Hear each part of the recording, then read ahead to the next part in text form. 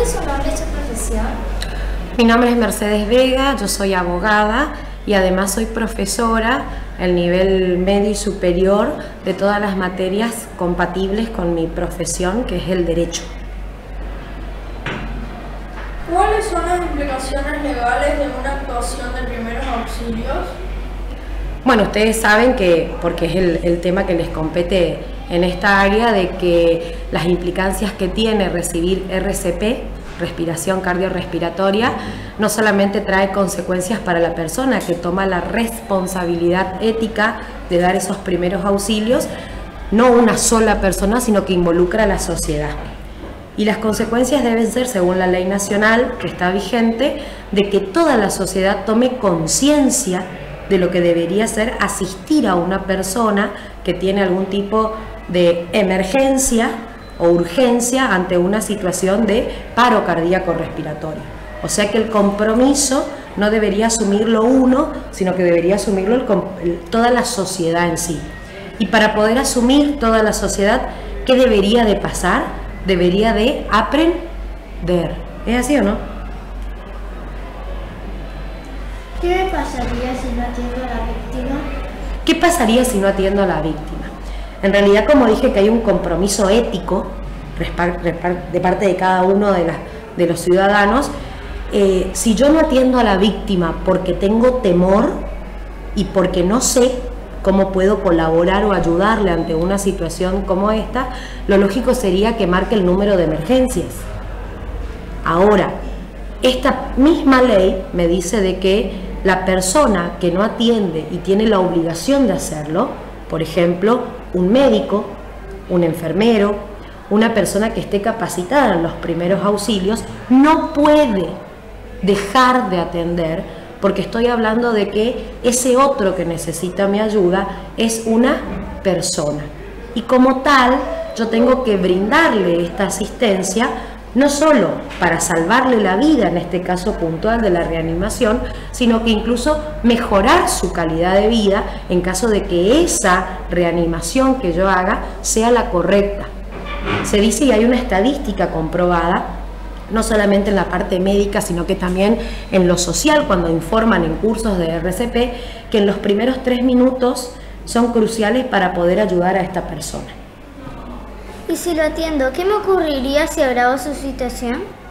En realidad, una persona que atienda y que esté capacitada para hacer la reanimación no va a tener ninguna implicancia, ni civil ni penalmente, e incluso administrativamente, porque se supone que esa persona está obrando de buena fe, lo está haciendo para salvar la vida al otro.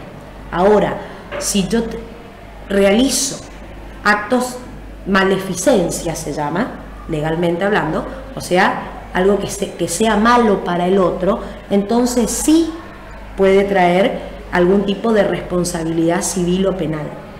Las personas no físicas, sino jurídicas, que tienen responsabilidad civil y penal, son aquellas que tienen la obligación de acatar lo que dice la ley. ¿Qué quiere decir eso? Que tienen que cumplir, no solo en capacitar al personal dentro de una institución, sino que tienen que tener los medios como para poder dar ese primer auxilio. Ustedes saben que esa reanimación que se hace es siguiendo un mecanismo que se ejecuta sobre el cuerpo de otra persona. ¿Es así o no? Sí. Bien, ahora también hay que tener en cuenta que una institución, como un colegio, instituciones públicas, un club, todo lo que tenga, incluso, dice la ley, el medio público, es decir, la calle y lugares privados con acceso al público, un boliche, un pub, un restaurante, donde la afluencia, un shopping, la afluencia de personas es constante, es decir, estoy con mucha gente durante mucho tiempo, muchas horas al día. Que esto, ustedes saben que puede ocurrirle a cualquiera, en cualquier edad y en cualquier momento, no tiene un lugar determinado y no es a una persona en particular, sino que nos puede ocurrir a cualquiera. Que no solamente tengo que tener el personal capacitado para poder brindar los primeros auxilios, sino que también tengo que tener el desfibrilador a mano, me dice la ley, es decir, a la vista de todos, con un instructivo en caso de que ese desfibrilador tenga que ser utilizado. ¿Por qué un instructivo? Porque no todos estamos capacitados para poder hacerlo. Y el mantenimiento de ese aparato, de ese desfibrilador, tiene que correr por cuenta de esa institución, ya sea pública o privada, que tiene que mantener. Es decir, que tiene que estar apto para el uso. No puedo comprar el desfibrilador, dejarlo ahí en la vitrina y olvidarme hacerle el mantenimiento a la máquina o hacer, digamos, un uso constante, no porque a alguien le falta, sino probar que realmente el equipo funcione en caso de que alguna persona necesite los primeros auxilios. ¿Qué pasa si la institución no cumple con la normativa? Me dice que hay 3 posibilidades. La primera es un apercibimiento, o lo que legalmente se conoce como un llamado de atención para esa institución o ese organismo que no cuenta con esto que realmente considera la ley que debe obligatoriamente tener. Ese llamado de atención va a hacerse público, me dice, es decir, que en cualquier medio social de comunicación va a aparecer que esta institución no cumple con una ley nacional, y en caso de, digamos, reiteración ante un llamado de atención, es decir, que le vuelva a pasar a ese club, a ese shopping, a esa institución educativa y que no cuente con estos recursos, la propia ley regula de que el Estado, a través de bancos, puede brindar créditos para que este tipo de aparatos, como el desfibrilador, se encuentre dentro de la institución. Es decir, va a brindar la opción de poder comprarlo a crédito, porque no todos tienen el recurso para hacerlo, el dinero para hacerlo, y que quede dentro de la institución como realmente lo dice la ley. Voy a hacer una aclaración. La ley generalmente, o por lo menos esta ley, porque también tiene su crítica, hace hincapié a la compra del desfibrilador, a la capacitación del personal, a tener disponible esta atención, porque me dice que por lo menos una persona dentro de esa institución, incluso en la calle, en la vía pública, debe haber funcionarios que manejen este sistema de RCP. Aquí llaman los funcionarios, al policía que está en la calle, al agente de tránsito que permanece en la vía pública, al docente que se encuentra dentro de la institución o a cualquier otra persona que tenga un trabajo dentro de una institución pública o privada, que esté capacitada, me dice. El problema de esta ley no es que yo tome a la ley como corresponde y tenga que obligatoriamente mandar a capacitarlo, pero no sé cuándo lo voy a utilizar o cuándo me va a ser necesario. El problema de la ley es que no genera conciencia social. ¿Por qué? Porque ustedes, que son chiquitos, son el agente transmisor y multiplicador de este conocimiento de que brindar los primeros auxilios a una persona con un paro cardíaco va a hacer que se multiplique, no solamente en su familia, sino que en su grupo de pares, y que alguien tome conciencia de que esto lo tengo que aprender porque puede salvar vidas. ¿Es así o no? Lo importante que es generar esta conciencia social, la ley no lo dice. Paralela a esta ley nacional, se crea una reglamentación donde se dispone que todos los centros educativos, tanto públicos como privados y de cualquier nivel, tienen que transmitir la importancia del RCP. No solamente el manual, que es el que ustedes practicaron hasta ahora, sino también aquel donde puedo aplicar el desfibrilador, con las instrucciones que corresponden. Ustedes saben que no cualquiera puede asumir esa responsabilidad de hacer la descarga eléctrica sobre el cuerpo de otra persona, sino que tiene que hacerlo a conciencia y sabiendo lo que puede producir en el cuerpo de otra persona. ¿Sí? ¿Qué responsabilidad asumo si el resultado de mi actuación no es la apropiada? Si el resultado de lo que yo realice para reanimar a esa persona no es el esperado, es decir, que yo haya hecho la práctica y esa persona no se reanime, me acarrea, digamos que, una carga moral. Yo me voy a sentir como mal, porque esa persona no se reanimó con esos primeros auxilios que yo le otorgué. Penalmente no me compete a mí como ciudadano común, vamos a decirlo así, cuando voluntariamente acudí a salvarle la vida a esa persona o traté de salvarle la vida a esa persona. Ahora, si yo no fuese un simple ciudadano común, si no fuese un funcionario, un médico, entonces me corresponden lo que generalmente los abogados dicen, las generales de la ley. Estoy implicado porque el médico, por ejemplo, hace un juramento hipocrático donde yo tengo que dar todo para salvar la vida al otro. Si no hice esa reanimación, como me dicen, en los primeros minutos, o llegué tarde a hacerlo, entonces las consecuencias serán según la particularidad del hecho. Ahora, si no he hecho nunca esa reanimación, siendo un médico, sabiendo lo que debía hacer, entonces es lo que comúnmente nosotros llamamos negligencia o mala praxis, pero con una responsabilidad totalmente distinta a lo que le compete a cualquiera de nosotros que no somos profesionales de la salud. ¿Qué penalidad tiene el incumplimiento de una ley de carácter nacional? ¿Cuáles son sus consecuencias?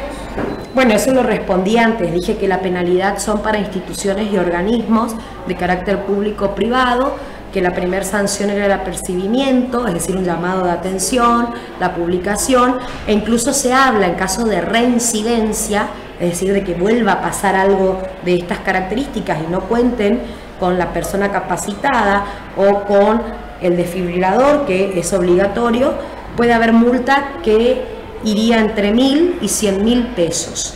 Y esa multa se paga, ¿sí?, no solamente al Estado, porque es una multa estatal, porque la ley tiene carácter nacional, y dicen que los fondos que se recauden con esa multa tienen que ir para campañas de concientización social. O sea que la finalidad de esa multa no es para el fisco, no es para el Estado, sino que tiene que repercutir o devolverse a la sociedad para que realmente genere conciencia. ¿Cuál es el proceso de aprobación y sanción de la ley? ¿En general o de esta ley en particular? De esta ley en particular. Ustedes saben que cuando hablamos de proceso de sanción y formación de ley, en nuestro país existen mecanismos simples en cuanto al ingreso de una ley. En general, una ley ingresa a la Cámara de Diputados, donde se le va a dar un tratamiento durante un tiempo prudente. Este tratamiento puede ser sobre tabla, se le llama cuando se analiza punto por punto de cada ley, artículo por artículo, y se ve lo bueno y lo malo de la ley, es decir, los pros y los contras o las críticas que le podemos hacer a esta ley para poder mejorar. Incluso en ella van a haber comisiones, o así se llaman, al grupo de trabajo de estos legisladores que van a tener que capacitarse en torno a esta ley que quieran sancionar. Si diputados la aprueba, que es la Cámara de origen, va a pasar a la Cámara revisora, que generalmente es senadores, o a la inversa, según donde se haya originado este proyecto. Si ellos no tienen acotaciones que hacer o no tienen arreglos que hacerle a esta ley, va a pasar a esto que le llamamos una sanción. Va a tener la sanción de estas dos cámaras. Pero ese proceso no termina ahí, sino que ya pasó por diputados, después fue a senadores, que también le dio el ok y el visto bueno, y ahora le toca terminar con este proceso de aprobación al Poder Ejecutivo. Y el Poder Ejecutivo tiene la obligación de promulgar esta ley o de vetarla, me dice. Promulgar quiere decir que el presidente la acepta y finalmente le va a poner ¿qué cosa? La firma. Y si no está de acuerdo con esta ley, la puede vetar. Vetar quiere decir que la va a rechazar y este proyecto no se convierte en ley. ¿Qué diferencia hay entre sanción y promulgación? Sanción quiere decir que pasó por las dos cámaras anteriores y promulgación quiere decir que llegó a poder del presidente y este la pudo firmar. La publicación de una ley para el conocimiento de la sociedad se hace con posteridad, es decir, después de haber pasado por todo este proceso, y se publica en el boletín oficial. Una vez que está publicado en el boletín oficial, entonces esa ley cumple con todos los requisitos legales y el hecho de que se haya sancionado ahí quiere decir que toma carácter general. Es decir, independientemente de que haya gente que no la conozca o la ignore, eso que está ahí se tiene que cumplir, porque si no se cumple, trae consecuencias legales. ¿Qué particularidades? Le agrega a la provincia la ley nacional. ¿Qué hace la provincia respecto a esta ley nacional? En realidad la ley nacional invita a cada una de las provincias de nuestro país a que se adhieran a esta ley. Es decir, que también apliquen esto que está en la ley nacional. Y puntualmente la provincia de Corrientes tiene una ley en el ámbito educativo para que las instituciones sean los agentes de transmisión y capacitación en este tipo de conocimiento. Hubo varios casos en nuestra provincia respecto de que Corrientes no adhiere a la ley nacional, como ha pasado en un partido del Boca Unido hace casi un año atrás, donde un joven, un chico, un jugador de fútbol, tuvo una muerte súbita y el club no contaba con ningún tipo de asistencia y mucho menos con desfibrilador para hacerlo en ese momento. Y finalmente el chico terminó falleciendo en pleno partido de fútbol. Entonces fue un llamado de atención para esa institución, que es un club deportivo, porque dijimos que esto le puede pasar a cualquiera, en cualquier situación. Muchísimas gracias. De nada.